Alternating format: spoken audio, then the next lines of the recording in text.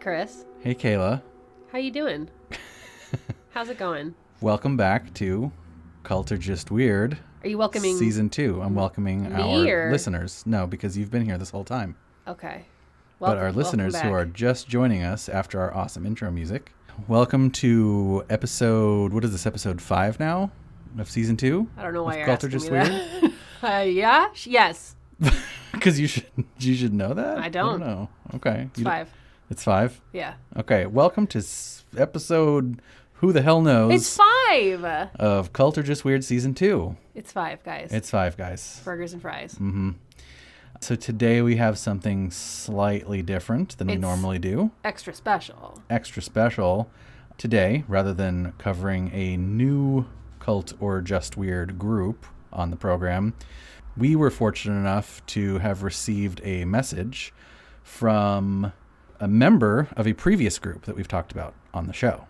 And not even just a member, a person we specifically talked about on the show. Right. On this particular episode, we talked about this particular person. Actually, these particular people. Sorry, that's right. These well, is the second folks? Is the second one a people? Is that does she consider herself a person? We'll say folks. A person, but maybe not human. Non-human person. Non-human person. Yeah. So one of these persons and his companion reached out to us to come on the show and do an interview with us, which is said awesome. Multiple times in the episode, oh, we would really love to talk to this person. Right. We would really love to talk to these two. And then they emailed us. Which is sweet. Because one of our listeners, passed it along to them. So thank you to that original person. Yes. For bringing us all together. That's right. Also, just another example of we totally take our listeners' feedback seriously, and we think it's cool when you send us stuff and want to talk to us. But anyway, if you haven't gotten it from all of the hints we've been dropping here, and also from the title of the episode, we are talking to a tulpamancer and his tulpa today. And I can't even begin to explain how excited I am. Yeah, I'm super excited. Yeah, I'm just so glad. If you remember from our tulpa episodes, our 2-part tulpa series. Better Know a Tulpa. We spent a lot of time talking about a Vice article that was written by somebody with a similar mindset to us who wanted to kind of get to know the tulpa community. And in that Vice article, you and I were introduced to this tulpamancer who goes by Nycto and his tulpa Siouxsie, who we talked a lot about, and how Siouxsie's got a little bit of some fame going on online. There's fan art of her. They have their own blog, or they used to have their own blog where you could kind of get a day in the life of the tulpa, ask a tulpa, that kind of stuff. And we have like the ultimate ask a tulpa right now. Yeah, it's pretty sweet. We have like 1-on-1 time or 2-on-2, I guess. 2v2. 2v2. Yeah, 2v2 match. And we're basically on par with Vice at this point because now we are interviewing someone that was also interviewed by Vice. So we're basically there. You're from your lips to God's ears. We're bigger than Vice is what we're saying. Yeah. Or if not, we're at least second in command to Vice, which that would be. You know what that would be, right? What would it be, Kayla? Are you mute? What happened? I just don't got your tongue? I just don't want to entertain. What would it be, Chris? You know what? I'll let it be unsaid. Everybody knows. No, say it. No. It's too late. All right. Without further ado, it's Vice. I hate you so much. Now, without truly further ado, I say let's get to the interview with Nycto and Siouxsie.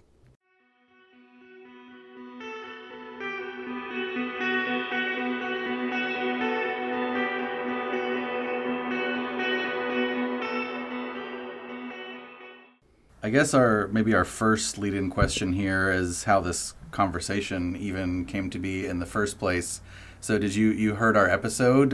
What did you think of the Tulpa episode? And this is your opportunity to issue corrections and clarifications and stuff too. So tell us how we did. If we fucked anything up. Oh no, you guys, it was fantastic. So I was. Oh, you're welcome. I was on the subreddit and everything, and we were talking with one of the people on there, and they said, "Oh yeah, you guys are those people from that podcast and everything." And I went, "Nani? Wait, what?" So they told me about your podcast, and I listened to a few podcasts at work and everything, so it was like, this is perfect. I'll go check this out. And I listened to both of your episodes, and they were fantastic. You even put in some stuff that I didn't even know about with the awesome. the lady who figured out the Tulpa thing, and you went really into depth with her about that, and that was great. I think you nailed the subject and everything, and you treated it like, you know, not a big old jerk or anything. So it was great. Yeah, no, I loved it. It was a super awesome episode. And I appreciate it. Thinking back on it, we talked a lot. I guess we should also say to our listeners, like, we talked a lot about you on the episode from articles that we found online and things we found online. So for our listeners, this, as you'll remember from the Tulpa episodes, we are now talking to Nycto. Yeah, we talked a lot about you. And and he's the tulpamancer for Siouxsie. Yes, and from that infamous Vice article. Which, speaking of corrections and clarifying things for people, just wanted to say that when we were doing the interview, the person who did that, he wanted to speak with Siouxsie directly, which, you know, fine. And he said, "Do people in the community have sex with their tulpas?" And she responded like, "Oh yeah, we do that all the time," and blah blah blah. And that they decided to omit the question, so it sounded like she and I had sex all the time, which is like... Yeah, that is how it read. That is how it read. Interesting. Yeah, and I get that they're trying to get more clicks and be more edgy and everything, but that was like, oh, thanks. Thanks, guys. You're putting me out there and putting me on blast like that. So, just to clear the air with people, that's not how it went down. And yeah, I mean, at the same time, it's kind of funny. So yeah, you know, I wish that they would have clarified that in the article. Yeah, that's a pretty big oversight. Yeah, because you're right. That is how the article read, and that, you know, that for that not to be true, that's a pretty big oversight. That's not cool. It's funny. We were actually just about the next question on our list was about the Vice article. I'm also interested. You know, how did that even come to pass in the first place? Didn't mean to throw out your question there. No. Actually, that's better because that makes us go like, okay, cool, we're on the right track with our questions. So your question was, how did that interview come about? Yeah. How did like Vice reach out to you? How did that become a thing? It became a thing literally in the same way that you all did your research. They went on the subreddit, asked people if they wanted to do interviews. We said sure. We sent a couple of emails back and forth, and that was it. One of the things that I'm most interested in, and you know, some of these questions are probably going to be familiar from questions I guess I asked Kayla on the episode, but the process of creating a tulpa. How did that work? Okay, well, for some background information of how I got it to make a tulpa, would you like to hear how I found out about tulpas, which would give you a little bit of a perspective on the whole process? Sure. Yeah. Okay. Yeah, that sounds good. Because it's a very funny story. So I was trolling around in the occult subreddit, and somebody asked, "Hey, what do you all think of tulpas?" And the response almost entirely was negative, where people are like, "Oh no, it's dangerous, they don't know what they're doing, they're messing with forces beyond their comprehension," and all of this other stuff. So, obviously, I had to go check it out and see what they were talking about. And so I was kind of coming at it from a bit of a spiritualistic perspective and everything, and I was looking at what these people were doing, and it's like, okay, I can get the psychological implications, but there's also some people who have the metaphysical implications here too. That's neat, and what they're doing is, holy shit, they're making their own spirits, but they're like completely sapient and self-controlled and everything else. That is fascinating and cutting edge. So that's how I got introduced to the community. And so I did a lot of research, I did a lot of reading, and I kind of was a little hesitant at first because this doesn't seem like something somebody should do lightly. Right. And it doesn't seem like, and it doesn't seem like something that you should do for a selfish reason. Is there even any good reason to do that? So I asked the community, and I kind of got not really a lot of responses for why one should do this sort of thing, but I kind of realized, well, it's like, well, you know, I've got no good reason to do this, but I also don't have any reason not to do this, so why the hell not? So basically, I was taking it, like I said, from a spiritual perspective, and so I, you know, focused my spooky energy and everything and did all sorts of spooky stuff and everything else, and started out with a prototype baseline idea of what Siouxsie would be, but then I also implemented some of the techniques that I had read about in the community, which, if, as people might know if they listen to your episode, which y'all should check out, the process is called forcing, and that's where you interact with your tulpa, and that helps them develop and become their own person and everything. There were two types that I had read up on, which was active forcing, which is when you just kind of sit around and do nothing but hang out with your tulpa. And then there was one called passive forcing, which is where you hang out with your tulpa while doing other stuff, like, I don't know, going to the grocery store, riding a roller coaster, or whatever. And I thought, well, if I'm going to have a spooky brain monster hanging out with me all the time, I should probably make it all the time. So I just tried to passive force 24/7 as much as possible, and I got some very good results from it, obviously. So that was kind of my introduction and creation method there. That's my backstory. That's your backstory. So is there, like, are there any, like, physical sensations you can kind of relate to what that process feels like? Like, I'm interested if there is, like, if it's purely cerebral, or if there is, like, a physical sensation when you're going through forcing, even passive forcing. That's actually that's a good question. Sometimes, especially early on, the physical sensations were like pressure feeling around my head and everything slightly. And other than that, the basic sort of physical responses you would get when you were concentrating on something. But outside of that, not really. It's not like I had some sort of spooky arm grasping me from beyond or whatever. I mean, that does sound pretty cool. Yeah, you have to work up for the spooky arms. You got to level up your Tulpa points a few times first. That's some vocab I haven't heard yet. That's interesting. So what is your relationship with Siouxsie like? Actually, how long has she been around? Like, when did you create her? When did she come into being? She's like been around for 6 years, which is, for a lot of people in the Tulpa community, that's ancient, unless it's one of those people who've been around for like 20 years or something. But our relationship has been pretty freaking dope, let me tell you.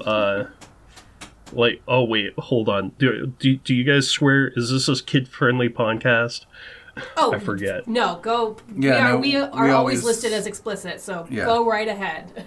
Oh, well, thank fuck. Yeah. Yeah, no, our relationship has actually been pretty good. We've gotten along fairly well, and it's mostly because the communication barriers are much lowered when somebody's living inside of your head. So if one of us has a problem or something, we can usually talk it out, and, you know, we have similar personality types, even though they manifest a little bit differently, but we try to be nice to each other and help each other out and everything, and it's been pretty great. It's sort of like a best friends roommate sort of situation. Oh, nice. Is it just the two of you in your system, or are there other tulpas present? Oh, Jesus Christ, I could not handle having somebody else up in there. And that, I think we're good here. Like, I have some friends who have many, many, many tulpas and everything, and it's like, and they have to have internal politics and voting systems and all of this other nonsense. Wow. That sounds like way more work than it's worth. I'm good with just, like, occasionally dealing with, hey, I want to get some motherfucking Cane's chicken fingers, and me going, well, okay, fine, you know, and it being that simple. Yeah, right. I don't even like the politics externally. I don't know if I want to create more. Actually, seriously, why would you do that? Yeah, that doesn't sound like fun to me. That doesn't sound enjoyable. That doesn't sound enriching. No. Different folks, though, yo. Sure. Yeah. Takes all kinds. This brings me to one of the things we were actually kind of wondering with all that's going on lately, and everybody being quarantined and sheltering, and I'm not sure where you live. We're in Los Angeles, so we've been doing this for a few weeks now. I don't know if you live alone, but like I know that it's helpful for me to have Kayla here, and I feel really bad for people that are by themselves during this time. Is it helpful for you and Siouxsie to have each other during a time like this? One, not saying where, but I do live out in Ohio. Okay. But I would say, yeah, it is. Right now I live with two roommates. They don't know about her. But, there was also a period in my life where I was living by myself as I can get anyway. Honestly, I really liked living by myself and just me and Siouxsie hanging out. Not to get into too many personal details, but I've been surviving the quarantine and the Rona and all that other stuff pretty fine. My job is still paying me, and that's good. I'm not worried about money or food or anything like that. And I've been taking the time off, which I have right now, to get back into doing artwork and all sorts of other stuff that I've been putting off because I've been hanging out with people or working on other projects and everything. So while my heart goes out to everybody who's been negatively affected by this virus, and it's a terrible thing, I've been definitely making the best of it, and so Siouxsie. So that's good. Yeah, but she's very useful for stuff like obviously emotional support and everything, but one of the things that she also helps me with is I sometimes don't pay attention to, like, maybe if I'm too hungry or tired or something, and it's like, oh, I'm mad and I'm upset by this, that, or the other thing, and she'll sometimes pop in and it's like, it's because you're hungry, you dingus, go eat a sandwich. And I go, oh yeah. So I could use that It's been good keeping me mellow. Because sometimes I'll just kind of be like, oh, I'll skip lunch. And then later in the day, I'll be like, why am I so mad at everything? It takes me a minute to figure it out. So having somebody who can, like, go, hey, you need a nap. Go eat a sandwich. Right. Yeah. That's cool. I'm glad that you guys are doing well through this, through the challenging time. You mentioned that you live with a couple of roommates that don't know about Siouxsie, but you do have friends. Obviously, you're part of this community. Does your Tulpa community, is that entirely online, or do you have people in your day-to-day life that do know about Siouxsie or have relations with the Tulpas themselves? There are a few people who do know about Siouxsie, and some of them are local. I did tell my girlfriend about Siouxsie and everything before I asked her out, because it's like, it might be a big deal for somebody to know. But also, I wasn't telling somebody about something that is this off the wall and weird. It's something that I don't do lightly, and I have to trust the person and also kind of know that they're going to be cool with it. So it's something that I play a little close to the vest. I've been a little more open about it lately with some people, but it's usually something that I don't talk about very much with others because, it's weird, and also it's none of their business. Right. Which it's a little bit of a detriment to Siouxsie though, because we're both extroverts. Sorry, you were about to ask something. Yeah, no, I was literally going to ask, like, have you found that to be isolating at all, or have detrimental effects? Like, I'm sure it's great to have, a community that you can go to online, but, feeling the need to play it close to the vest, which I totally understand. Like, I play everything in my life close to the vest, even when it's not, something this important and personal. So yeah, I was kind of interested to hear about, if it's detrimental to both of your extroversion. I'm sure that you can ask Siouxsie about how she feels about it and everything, but it's a little isolating, but there's other aspects of my life which I don't talk to other people about that are very personal, important to me. So, I'm a little used to it and everything, but the few friends that we did let in on that loop have been pretty good. Been fairly supportive. Nobody's really went, oh, that's fucking weird, I don't want to talk to you ever again. Most of the people have been pretty chill about it, but like I said, that's also because I am very selective about that.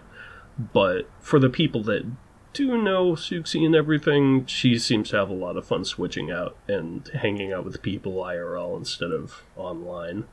As for the online community, we have some friends who are on there, but we've been just getting less and less active on the in the Tulpa community, mostly because a lot of it is just, oh, I need help, I'm a newbie, I'd never read any of the guides, which I should have, and maybe I should have checked the sidebar on Reddit, but can I ask a question that you've heard 200 times before?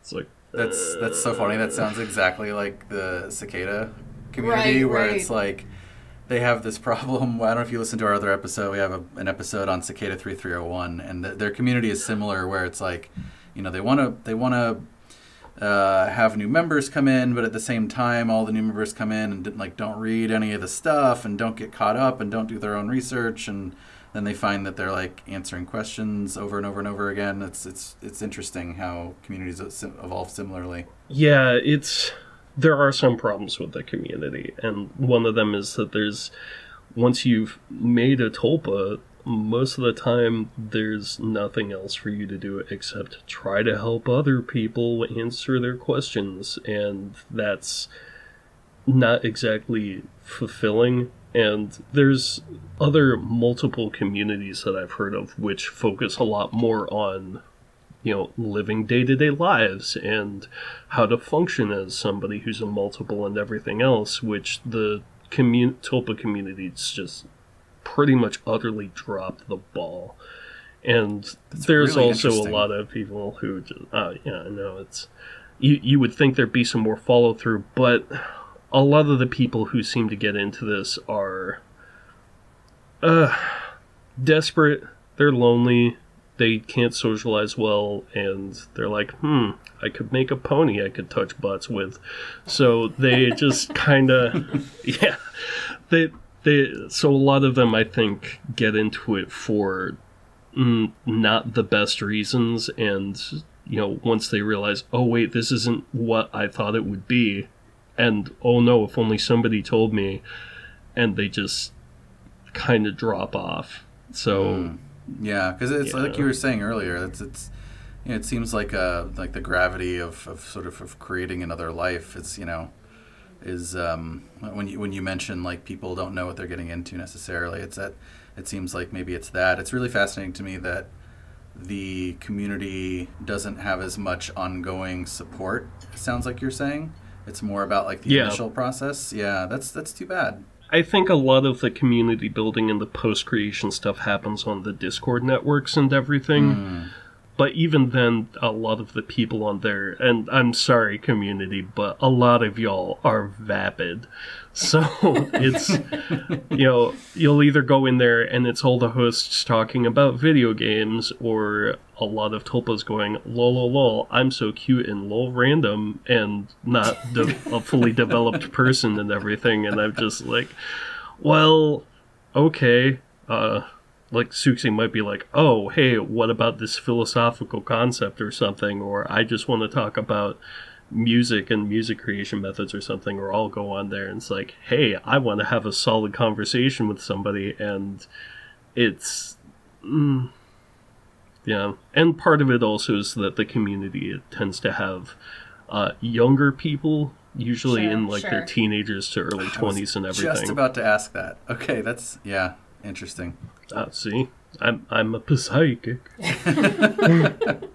No, that's good. That's because again, it's like it tells me that I'm sort of on the right track. You know, we're simpatico here in the interview. Kayla, did you have any additional questions for Nycto, or do you want to move on to talking to Siouxsie, if we may? I guess one of my favorite questions, you know, when I first did the research, my favorite question to ask is kind of like, what do you wish people knew about tulpas and tulpamancy? Like, what are some misconceptions that people have that you know, wish that they didn't?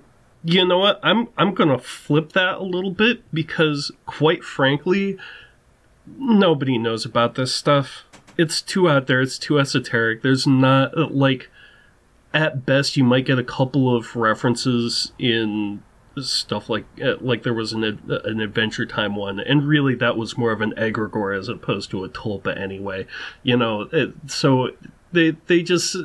There might be some misconceptions in media, but it is such a... It's very unknown. I mean, let's be fair. Most normies don't even know what furries are. So they're not right. going to know what a tulpa is. You know? So right. Frankly, I don't think that it's big enough to have some misconceptions about it. And there's... I forget who it was, but it was somebody in the last episode about tulpas that you talked to about how, people are worried about the public face of the community and they don't want to look bad. And it's like, yeah, but you already are gonna be weirdos. Let's just bury that. Let's just end that right now. You already are going to be a fucking weirdo to people. That's be all and end all, the end of it. You know, people are gonna think this is weird, and that's fine. So maybe you shouldn't worry about looking bad for the public because you already have your pants down, my dude. You're good. You're done. Right. So, as for misconceptions, honestly, a lot of the stereotypes that I can think of for the very few people who I've heard of who hear about this and don't go, oh, that's neat, and go, oh, well, different folks, I guess, right? You know, for the very few people who have been critical of the community that haven't been in the community itself, they're mostly just like, oh, look at these stereotypical nerds who just want to fuck ponies or something. And it's like, well, they're not exactly wrong with some of those stereotypes, so... Oh, interesting. Right, you know, right. Yeah. Yeah, I would say we're too small to have any misconceptions if I wanted to shrink it down to something short.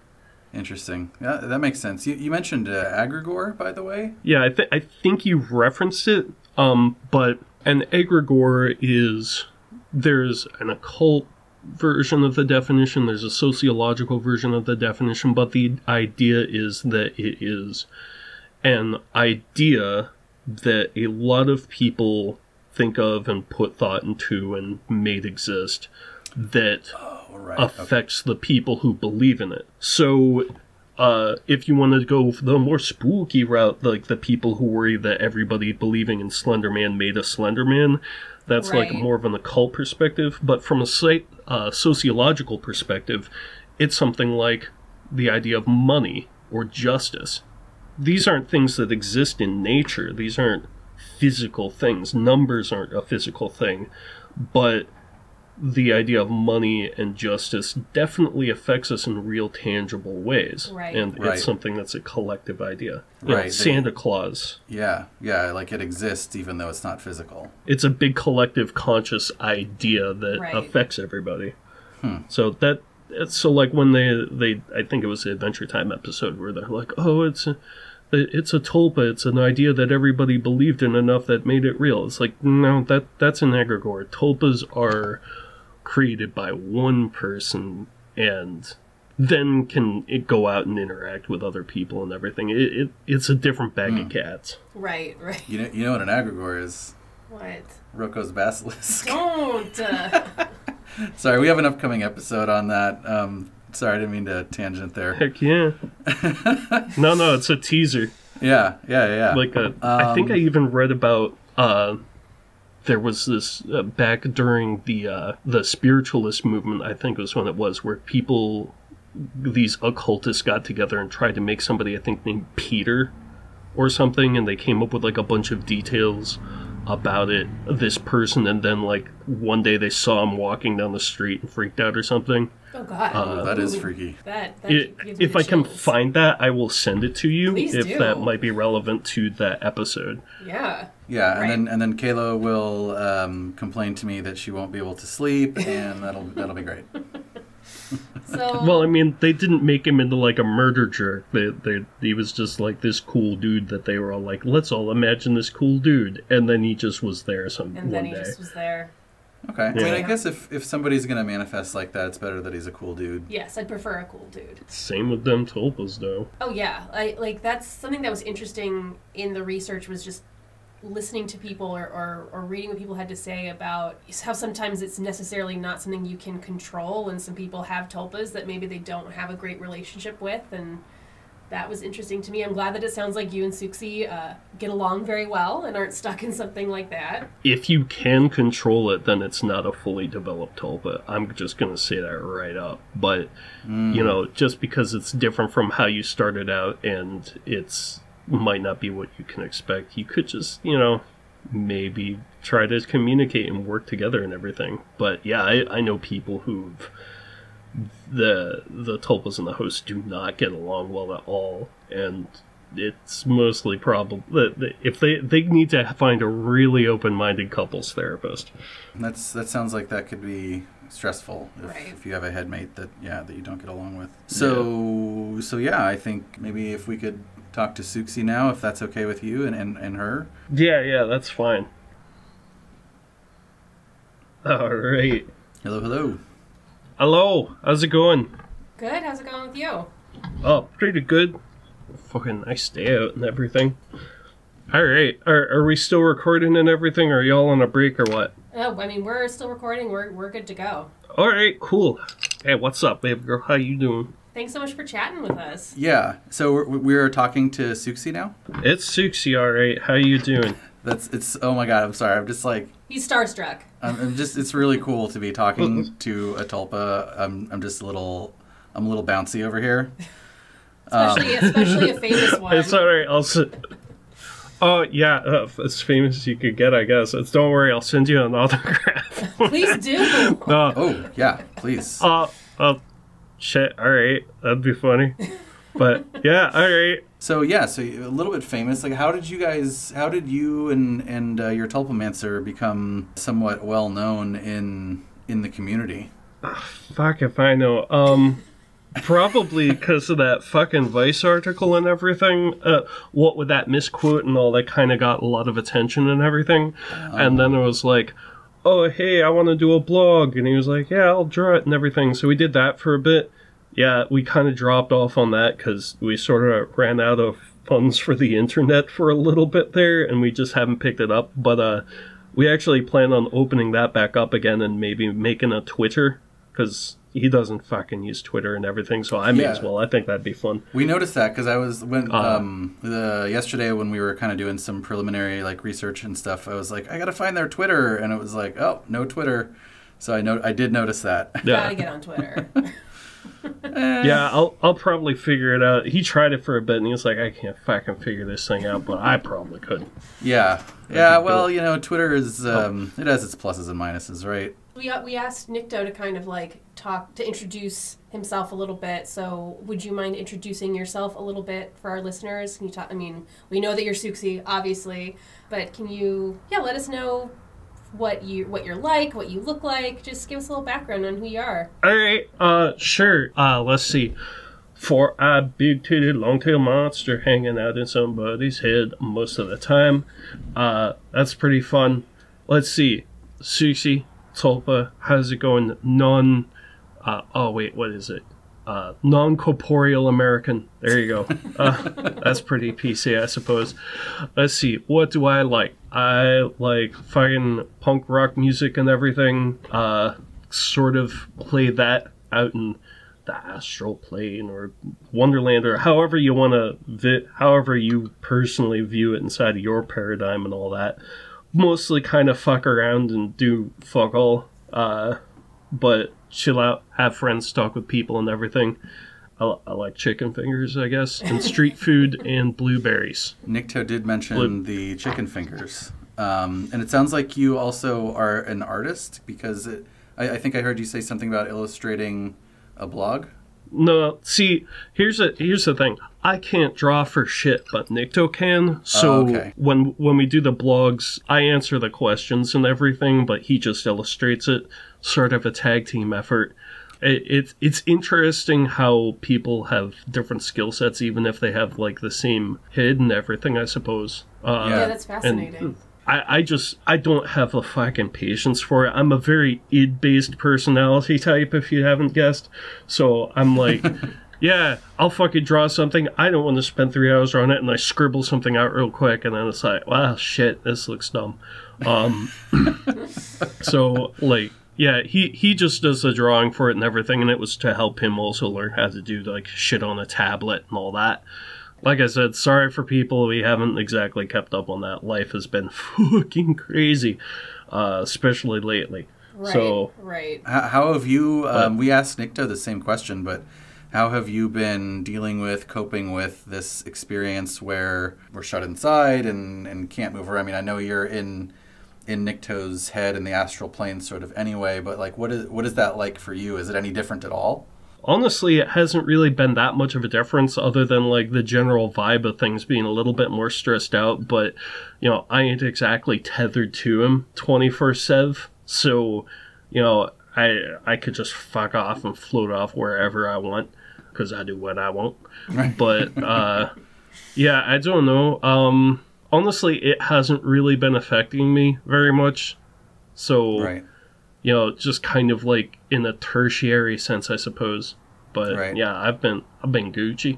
Yeah, it would be nice to be able to kind of float off and go where I would like to go, because we've been locked in for 3 weeks. So yeah, there's like plenty of people in the community and everything. Oh, I wish my Tulpa was physical, or I wish I had a farm and everything. It's like, you know that when you have a body and everything, you have to fucking take care of it and go to a job so you can get money for food and housing and all this other shit and responsibilities and everything. Now, quite frankly, I like not having to do any of that fucking shit. Hell, if I see like a dress or something that I want, I don't have to physically go and buy it. I could just snap my fingers and imagine it, and poof, there it is, you know? Yeah. So there's... That does sound like it has its advantages. Yeah. Oh, yeah, it does. Advantages, disadvantages, that's how everything is sometimes. So, yeah, ups, downs, and sideways. What are some disadvantages? Let's see, disadvantages. Don't really have as much of a social circle, can't express myself very much. Not exactly easiest getting dates. So, you know, I suspect it would be like if you were a ghost. You know, so advantages and disadvantages on the ghost circuit there, I suppose. Right. But, you know, it's, like you said, you got ups and downs and everything. But, yeah, I think the biggest problem for me is just, kind of wish I had more people to talk to outside of the internet and everything. Which is why we've been slowly talking to more people about this sort of thing. Lowering those standards for who gets to be in the know a little bit. That makes sense. Yeah. Yeah, Nycto mentioned some of that as well. The few friends who I know, it's also like, I kind of understand where it would be like, it might be problematic, especially for people who wouldn't necessarily be so understanding, maybe employment or something like that. Heaven forfend we ever try to get into politics. So, yeah, probably never going to happen, but you never know. Right. Oh, shit, we'd be a democracy. 2-party platform, all in one. It'd be great. Yeah. Honestly, I feel like that could work. I don't know, yeah. It's right like now. You have some strengths and weaknesses all kind of helping each other. That doesn't sound that bad. You mentioned it's hard to get dates. Was that just a joke, or was that something like, have you gone on dates with anybody or attempted to? Let's see.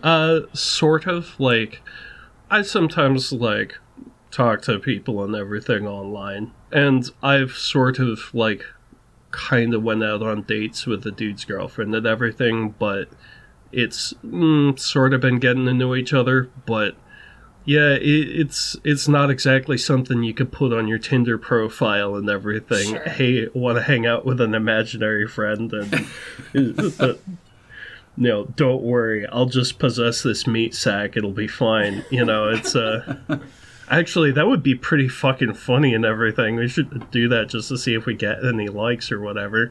You'd definitely get responses of some sort. I bet you would, yeah. Hell yeah. Well, yeah, there'd be responses. Probably not a lot of dates and everything. But, you know, I also do have, like, my own personal social circle of friends and everything, and people that I've connected more than the dude has. So, you know, I talk with them, been on dates and stuff once in a while. Nice. So that's really cool. And that brings me actually into one of my other questions, which is, do you have any relationships with individuals that don't know that you're a tulpa, that just assume that, like, you're a regular, like a singleton, you know, like you, as you put it, meatbag? Is there anybody that, like, you're friends with that doesn't know that? That isn't in the know? No, because I feel like that would probably be a little bit duplicitous, wouldn't it? You know, it's like, hey, by the way, I have a secret. I'm imaginary or something. That would be, you know, that sounds like it would come out of a really poorly written young adult's book. Which, you know, actually, that would be pretty... Nah, that would still probably be like trash, because they'd be like, oh, I'm secretly a ghost vampire dragon or something, would probably be more along the lines of that. But yeah, that sounds about right. Right, you have to have a vampire aspect somewhere in there. Vampire dragon ghost. Vampire dragon ghost, cat girl, something or other. You gotta have the cat ears. I'd read that. Definitely cat ears, and one bite would turn you into one too, or some sort of fancy like that. But no, I wouldn't really do that. Like, it wouldn't... I don't think it would feel right, and I am way too lazy to lie that long about shit. So, it wouldn't work out, I don't think. Morality based on laziness is my kind of thing. That's mostly what my morality is based on as well. I am energy-efficient morality. Oh, I like that. Were you able to listen to... We probably should have asked this question up front, but were you able to listen to our podcast episode? Or did Nycto tell you about it? Oh, yeah, no. Well, we sort of usually, if it's like a podcast or a movie or something like that, we'll usually, like, hang out and listen to it together, even if we're not paying attention to each other. And since, you know, kind of got that collective databanks anyway, it's like, oh, yeah, no, I can remember it and everything, even if I wasn't there. I will say, though, that we usually, like... There's some stuff which we do keep private from each other, usually like personal conversations and everything, and it's sort of the mental equivalent of not looking at somebody's cell phone while they're on it. But, yeah, with like podcasts and movies and everything else, we're usually like both enjoying those, especially when we're on the clock and listen to podcasts. So, yeah, no, I listened to it. It was good. Shocked to find out that people are talking about me. And then it was like, they want to fucking do an interview with me. You got to fucking email them, dog. So, you know. Oh, I'm glad that you pushed him to email us, because we were super excited to get the email. We were like, what? We get to talk to Nycto and Siouxsie? That's crazy. That's awesome. So thank you for pushing him. Oh, yeah, no. He was like, yeah, I want to do that too. That would be hella dope. And we could tell people that Vice is a piece of shit, I guess. So, you know. You heard it here first. Hell, I was surprised y'all didn't find us on the Reddit and everything yourselves. But, yeah, no, it was, I was like, oh, wow, they actually want to talk to us. That's exciting. An actual podcast. An actual podcast. Or well, I don't know if we're like actual. Yeah, we're trying. We're attempting. Well, I mean, you're not fictional. Believe me, I'd know. Right. Yeah, I guess you would know. Good point. Because as a side note, looking into a mirror or seeing a photo and everything when I'm up at the front is a little disorienting, and I try very hard not to think about it. So interesting. I never even thought about that. Yeah, that makes sense. That your physical exterior doesn't really match what you actually look like. That would be jarring. And do you? I mean, I've seen some pictures of you online. Do you have a constant, like a consistent physical, or not physical, but a consistent appearance that you maintain, or is it more fluid? Usually I keep the same appearance and everything because I fucking like it and everything. But of course, you know, not being limited to physical bounds and whatnot, of course it could change shape if I wanted to, and sometimes I do, but like 99% of the time I'm in the same form and everything. I'm very comfortable with it and like it very much. Nice. It is slightly different from the initial idea that the dude had for the form and everything. I just tweaked it a bit. A deviation and all, for those of you who might remember from the other episode. It's a sort of sign that the Tulpa is actually fully developed and everything, when they could do shit on their own and the host had no say in it and everything. It's sort of an independent sort of deal. But yeah, no, I was like, no, I like this, just want to tweak this, that, and the other thing, and then I'm good. So, yeah, no, I keep pretty much the same form. Pointy horn ears, 3 eyes, big smiley teeth, full of mouth. Wait, no, mouth full of teeth. Switch that. It's a pretty cool appearance. I'll have to say, I dig it. Yeah, it's fun to draw. Speaking of your appearance, this question might not make any sense, but I've always wondered, like, what does it feel like? Can you describe what it feels like to be a Tulpa? Do you, when you're not fronting, does it feel like you have a physical form? Like, what does that feel like? Let me think of a way to phrase this.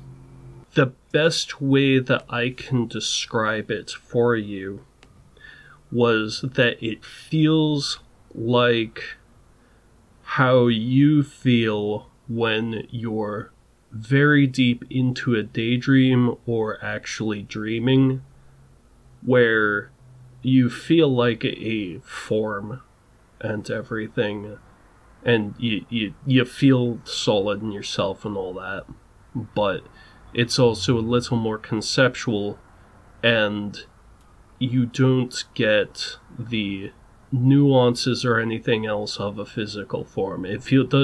Being up front and in a bod feels heavy, and you also notice all of the little aches and pains of just existing and everything, like leaning over too much and all that.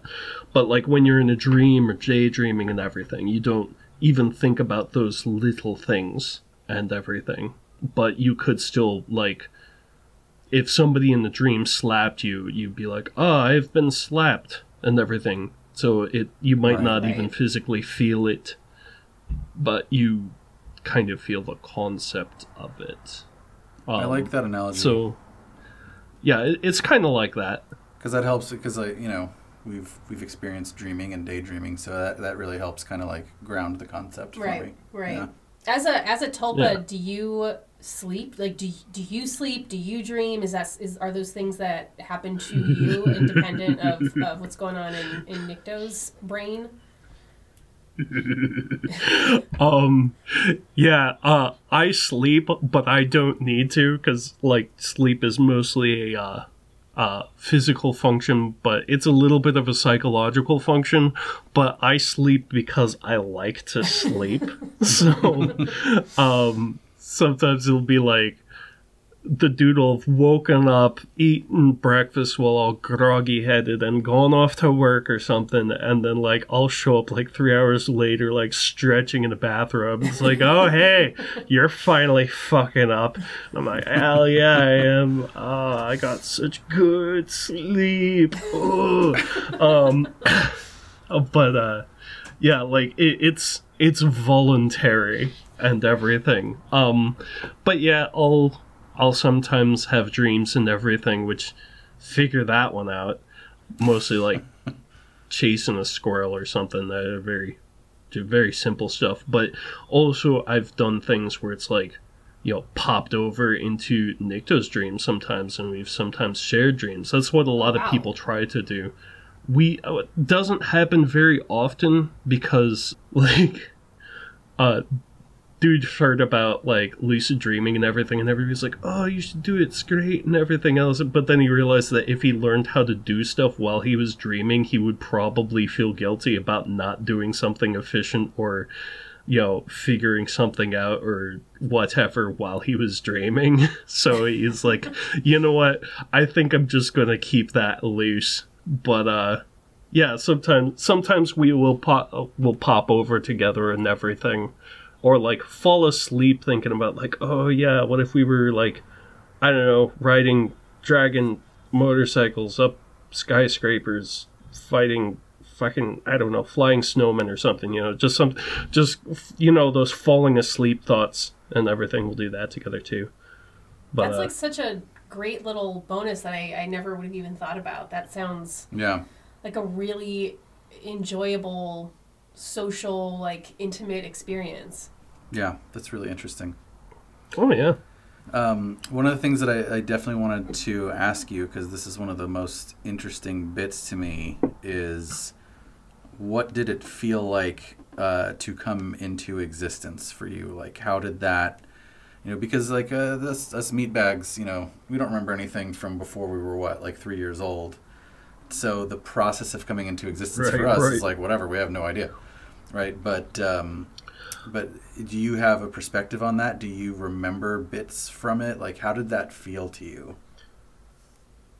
Oh, yeah, no, I remember stuff like that and everything. And let me tell you, it is a lot easier coming into yourself and figuring out what the fuck is going on when you're not doing everything from scratch like you do when you're a baby. Because, like, we already had, like, the concept of moving around, what a foot is, how hungry works, you know, and how words are and everything. In the early stages and everything, like, I still had, like, when I was still developing and everything, the dude tried to make sure that I was extremely independent and everything, so he wasn't, like, he had, like, some baseline things for, like, maybe personality traits and form and everything else, but it was kind of like just a stepping block that I could work with, something to grab onto. But at first I was a bit non-verbal, you know, so kind of communicating with direct emotion or concepts and everything. People in the community call it tulpish, but honestly, if you think about it, that's kind of where everybody started off, isn't it? You know, you were thinking before you were verbal and all, so it's more like the concept of hungry or the concept of laughter or something like that before there were words put into your head about it. Interesting. And, oh, yeah, this is funny. Whenever I wanted his attention for, like, a few months, I would, like, shove an earworm into his head, specifically the He-Man Hey Yeah song up inside of his head, and he'd be like, oh, god damn it, she wants something now. That seems like an effective communication tool. Yeah. I'm going to start using that. Oh, yeah. Please don't do that to me. Hell yeah, it's like dank memes of communication. Right. It's perfect. So, you know, like, I would see something that I would like, and I'd be like, hey, yeah, god damn it. Okay, fine, you like that thing, you know. And then, like, after hanging out and trying and working and all this other stuff, I slowly got better about translating those into words, and, you know, I sort of knew what everything was already, but it was also, like, kind of...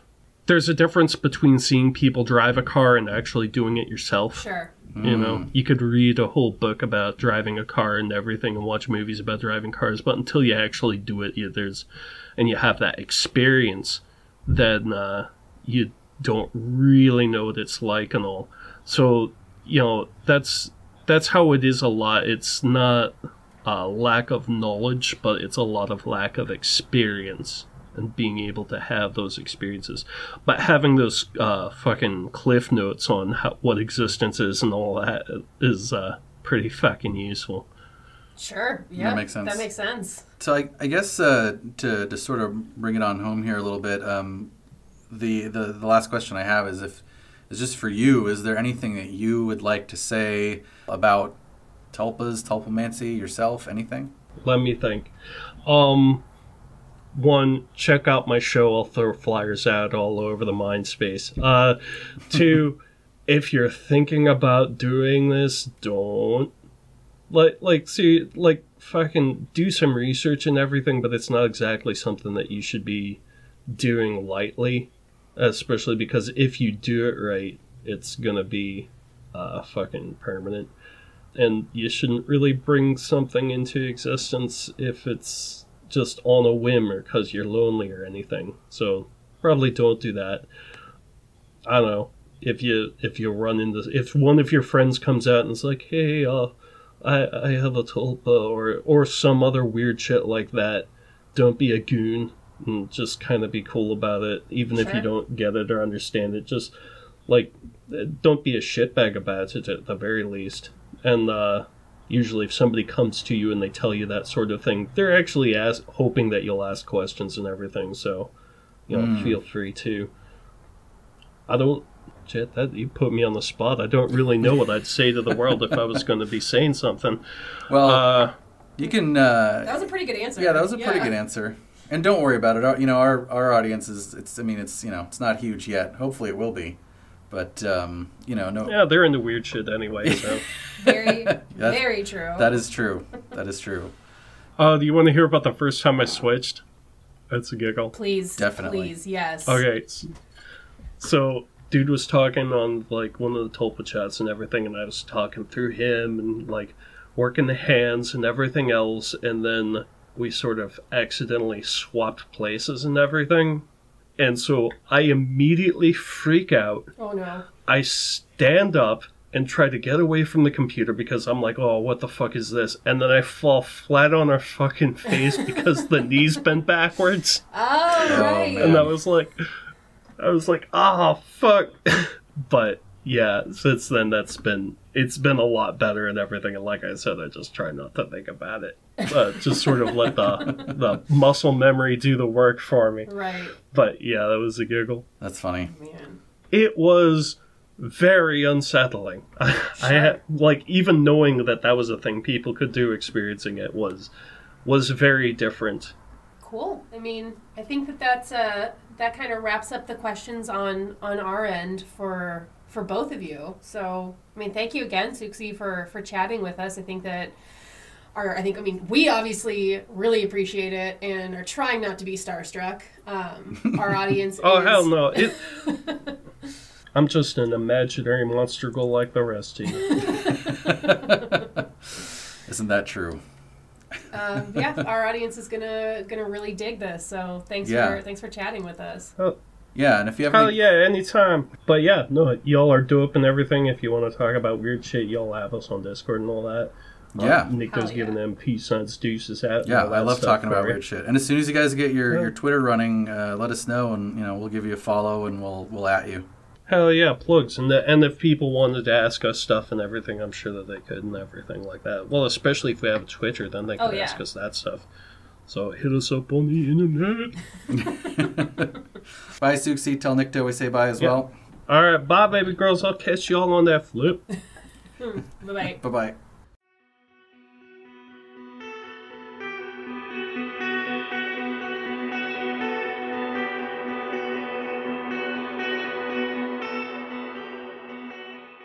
Holy shit, that was awesome. That was the best. Oh my god. That's my analysis. That's my reaction. That's your thoughtful reaction to what we just did. Very insightful, Kayla. That's how amped I am. Very insightful. Yeah. No, I thought that was awesome too. Obviously, I was all sort of giddied out on it. I just love weird things. I'm sorry. I just do. Was there any revelations that you came away with? Anything that was answered, any burning questions that you had, or was there any? Did that leave you with any new questions?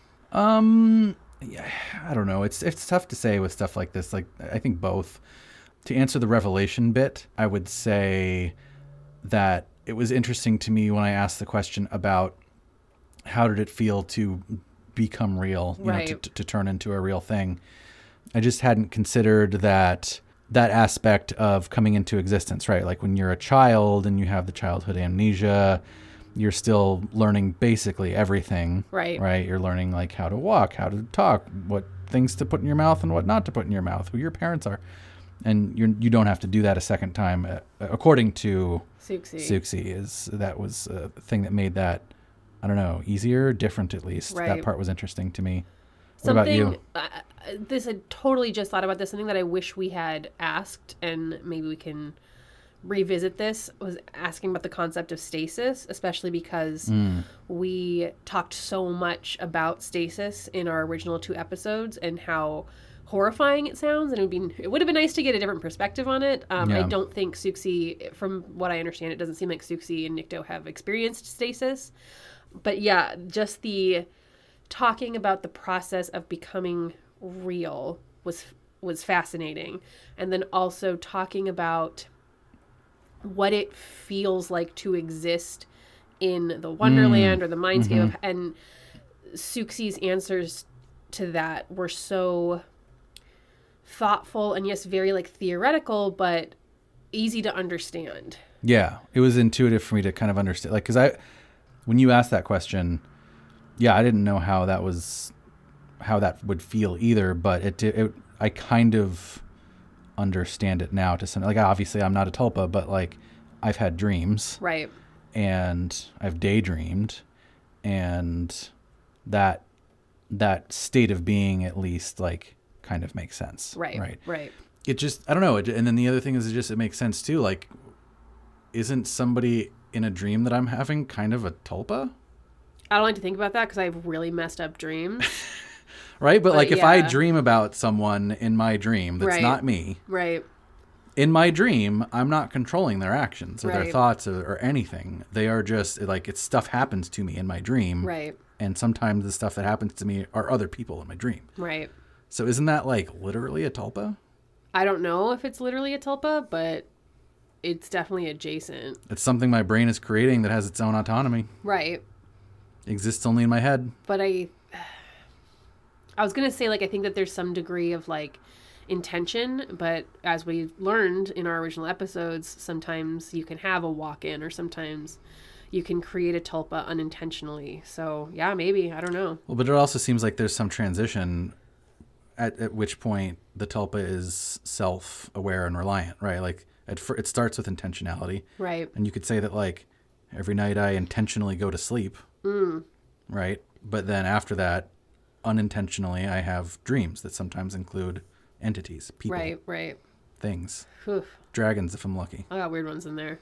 Something else that I thought was interesting was when Nycto talked about some of the difficulties that the community itself faces, especially with especially with Reddit, where it seems to be a community specifically geared towards newbies or people just starting out on their tulpa journey, as opposed to there being a space for people who've been doing this for a long time. Like Nycto and Siouxsie have been together for 6 years, which, as they said, was, ancient by tulpa standards. I thought it was so... The ways that some of our topics tie back to each other never ceases to amaze me. Like, I did not think there would be that comparison to make between Cicada 3301 and tulpas, right. But just the new community and kind of clashing with the existing community, and not like ideologically, but just simply the nature of the beast. With like, if you're new, you're going to be asking a lot of questions that have probably been answered 1,000 times, and if you're old, you want to help be a shepherd, but also you deserve to have your own space too. The tale is old as time. Song is old as rhyme. Was there a tulpa in that movie? No. I don't know. It kind of feels like there are tulpas in every Disney movie. How? I guess they're real. Yeah. Like they're in the... Like Lumiere? So I shouldn't say real. I should say physical. Yeah. So this is the part of the episode where we would normally say maybe cult or just weird, but we already did that for tulpas. We said it was just weird, right? We said it was just weird. I mean, my hella weird analysis, my original analysis, I don't think it's been swayed by this interview. No. If nothing else, it's been strengthened. I didn't come away from chatting with Nycto and Siouxsie thinking there were any more cult-like aspects to the group. Even though he said sometimes the community can be difficult Yeah, but Or things can be difficult without single-minded? being cult-like. Okay. Okay, so that didn't sway you. No. Yeah, I don't think it swayed me either. In fact, it just made me like think it just re-solidified how cool I think that it is. Yeah, I just, like I said at the beginning, well, not really the beginning of our debrief here, like, I love weird shit, man. I love different stuff. It's just very interesting. We have that there are one life in people that are that have such wildly different experiences. Right. And there's an infinite way to have experiences. There's an infinite way to experience being a human being. Yeah. In this universe. So, like, do you? And, like, the other thing is that, we're skeptics on this show. Right. I like to think so anyway. We're rational skeptics. Aren't we cool? So this seems like the type of thing where, like, maybe we could be skeptical, or that would invite skepticism because of how, I don't know, unexpected or different or strange it is. And the thing that I was thinking about too was, like, what's the difference between this and that video that we watched, speaking of tying things together, of Ramtha and Jay-Z Knight on was that the Merv Griffin show? Yeah, Johnny Carson, Merv Griffin, one of them. I think it was Merv Griffin, one of those guys. Anyway, that seemed very similar to me, right? Where, like, Jay-Z sort of went into a different state, talked like a different person, had some similar constructions to her sentences, but was talking as though she was Ramtha. Right. I don't know. I think there's a couple ways to go to talk about this. I mean, I can tell you why I think that there's a huge difference between Ramtha. I was going to say too, but actually I want to hear what you say. I think that if Ramtha were not, if Jay-Z Knight were not, because she's lying.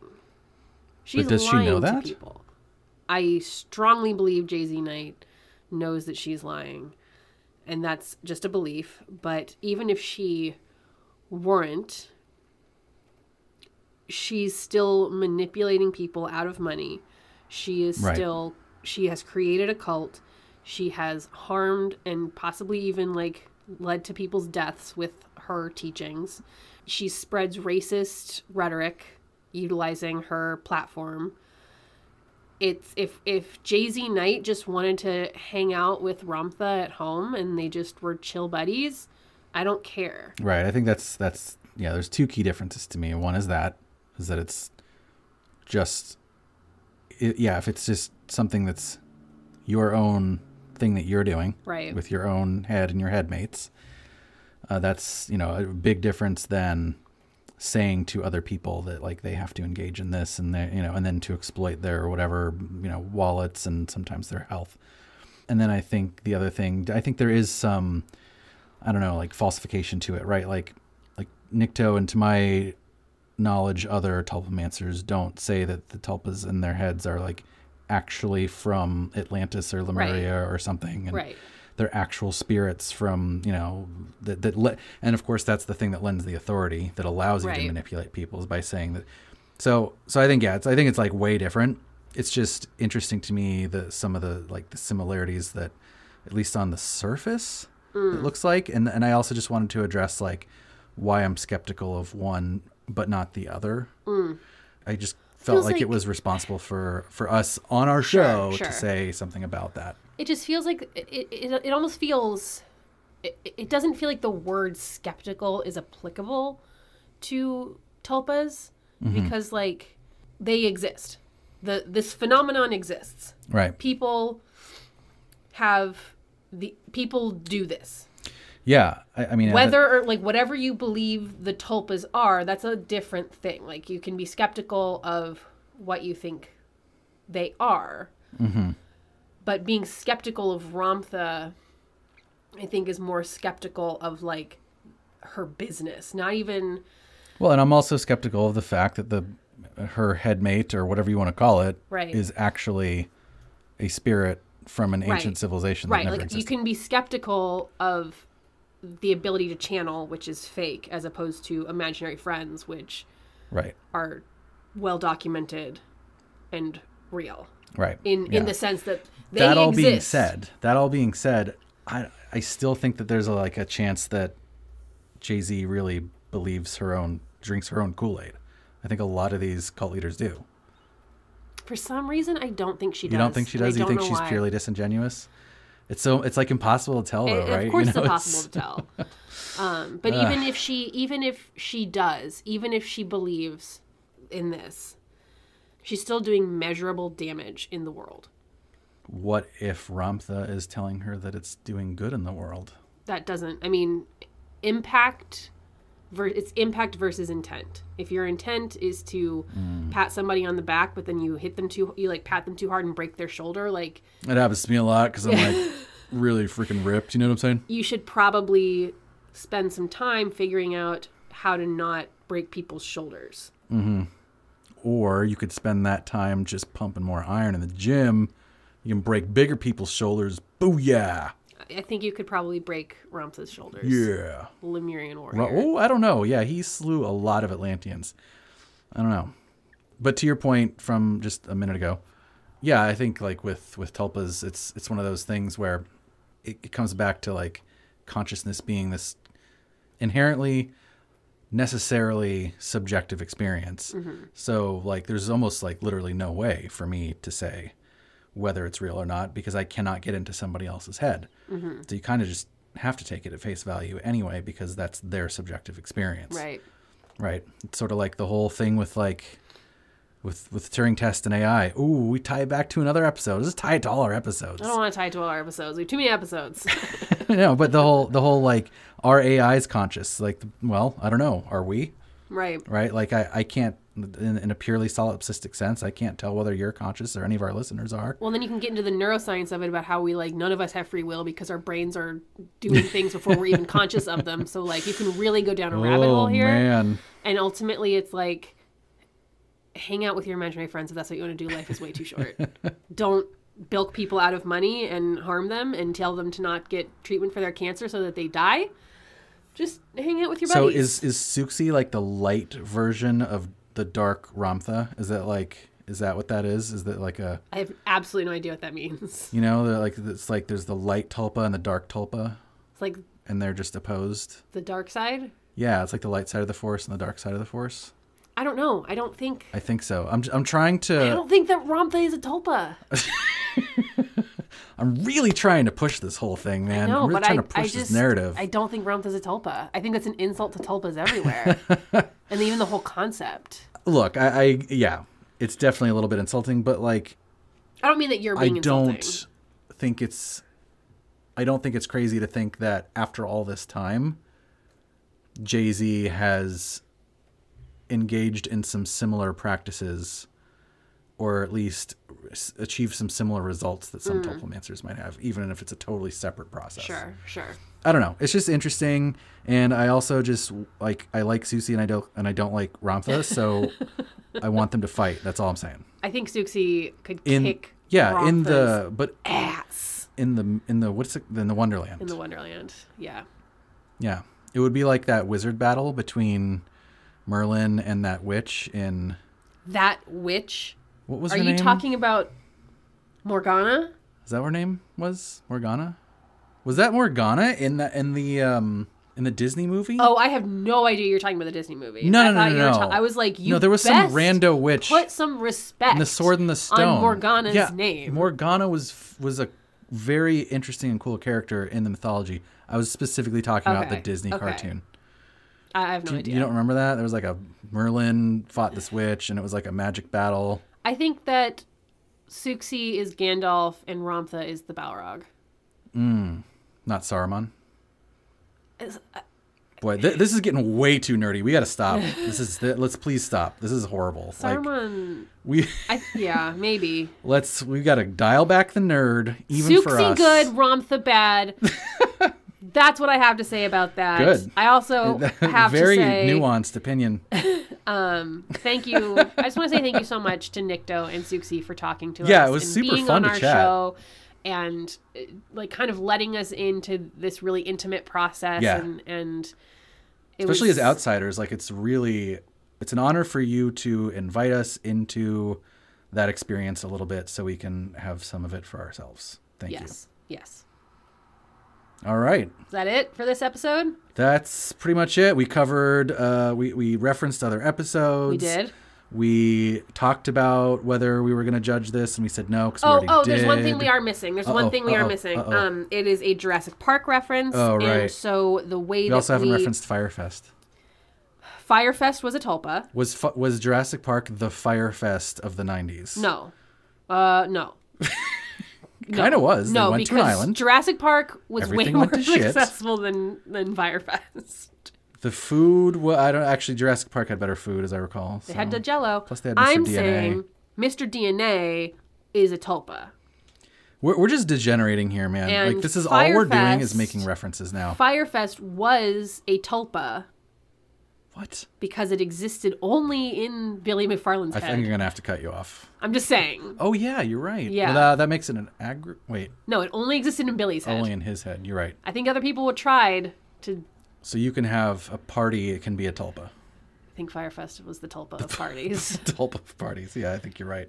All right, cool. Well, now that we've referenced every pop culture thing that we possibly can, this is Chris. No. Sorry. We should say that. That was a good This is Chris, though. I know.